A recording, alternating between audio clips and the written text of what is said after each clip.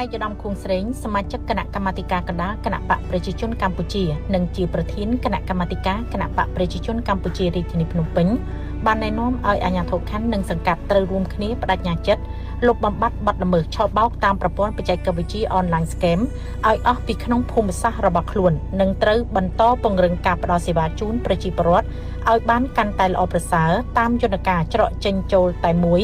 របស់សង្កាត់ដោយតម្លាភាពនិងប្រសិទ្ធភាពខ្ពស់ធ្វើឲ្យលឿនធ្វើឲ្យលះបើស្ទះត្រូវចេះសុំយោបល់ដោយជៀសវាងដាច់ខាតការទាមទារសេវាក្រៅច្បាប់នាំឲ្យមានទោសទណ្ឌត្រូវធ្វើយ៉ាងណាឲ្យប្រជាពលរដ្ឋមានជំនឿទុកចិត្តហើយបន្តបោះឆ្នោតជូនគណៈបកប្រជាជនកម្ពុជាបន្តទៀត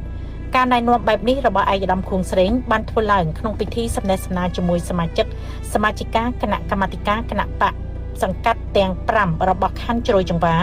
ក្រោយបញ្ចប់ម៉ោងរដ្ឋបាលនាល្ងាចថ្ងៃទី29ខែកក្កដាឆ្នាំ2026នេះនៅទីស្នាក់ការគណៈបកប្រជាជនកម្ពុជាខណ្ឌជ្រោយចង្វាឯកឧត្តមខួងស្រេងបានមានប្រសាសន៍ថាគណៈបកប្រជាជនកម្ពុជាបង្កើតបានស្នាដៃជាច្រើនសម្រាប់សង្គមជាតិពិសេសក្រោមការដឹកនាំសម្ដេចតេជោហ៊ុនសែនបានធ្វើឲ្យប្រទេសកម្ពុជាមានភាពសម្បូរសប្បាយគណៈបកប្រជាជនកម្ពុជាបានសង្គ្រោះជីវិតនិងផ្ដល់សិទ្ធិសេរីភាពជូនប្រជាពលរដ្ឋកម្ពុជាបានបង្រួបបង្រួមជាតិសង្គ្រោះជីវិតប្រជាពលរដ្ឋចេញពីជំងឺរាតត្បាត COVID-19 កសាងអភិវឌ្ឍប្រទេសជាតិឲ្យមានភាពរីកចម្រើននិងមានចក្ខុវិស័យធ្វើឲ្យកម្ពុជាក្លាយជាប្រទេសដែលមានចំណូលមធ្យមកម្រិតខ្ពស់នៅឆ្នាំ2030និងក្លាយជាប្រទេសមានចំណូលខ្ពស់នៅឆ្នាំ2050ឯកឧត្តមខួងស្រេងបានបន្តទៀតថាសមាជិកសមាជិកាសកម្មជនគណៈបកប្រជាជនកម្ពុជាត្រូវបន្តគាំទ្រដល់រាជរដ្ឋាភិបាលក្នុងការដោះស្រាយបញ្ហាជម្លោះព្រំដែនកម្ពុជាថៃដោយសន្តិវិធីយកច្បាប់អន្តរជាតិនិងការទូតមកប្រើប្រាស់ដើម្បីការពារអធិបតេយ្យភាពរបស់ព្រះរាជាណាចក្រកម្ពុជាបងប្អូនត្រូវជឿទុកចិត្តទៅលើការដឹកនាំរបស់សម្ដេចតេជោហ៊ុនសែនប្រធានគណៈបកប្រជាជនកម្ពុជានិងសម្ដេចធិបតីហ៊ុនម៉ាណែតនាយករដ្ឋមន្ត្រី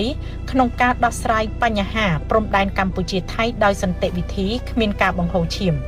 សូមឲ្យសមាជិកសមាជិកាសកម្មជនគណៈបកប្រជាជនកម្ពុជាយកសកម្មភាពដ៏ល្អរបស់សម្ដេចទាំងទ្វេទៅផ្សព្វផ្សាយឲ្យប្រជាពលរដ្ឋបានយល់ជ្រោតជ្រាបកាន់តែច្បាស់ពេញចិត្តពេញថ្លើមបន្តគាំទ្រគណៈបកប្រជាជនកម្ពុជាកាន់តែច្រើនថែមទៀតដើម្បីឈានឆ្ពោះទៅយកជ័យជំនះក្នុងការឈ្នះឆ្នោតនៅឆ្នាំ2027និងឆ្នាំ2028ខាងមុខនេះក្នុងឱកាសនោះដែរទាំងចៅសង្កាត់ទាំងមេភូមិមួយចំនួនបានលើកឡើងពីសមិទ្ធផលការងាររបស់បកដែលសម្រេចបានជាមួយនឹងការលើកឡើងពីផែនការសកម្មភាពដែលបាននឹងកំពុងអនុវត្តដោយជាការខិតខំកសាងសមាជិកបកបន្ថែមពីនេះចៅសង្កាត់និងមេភូមិក៏បានស្នើសុំការកសាងហេដ្ឋារចនាសម្ព័ន្ធមួយចំនួន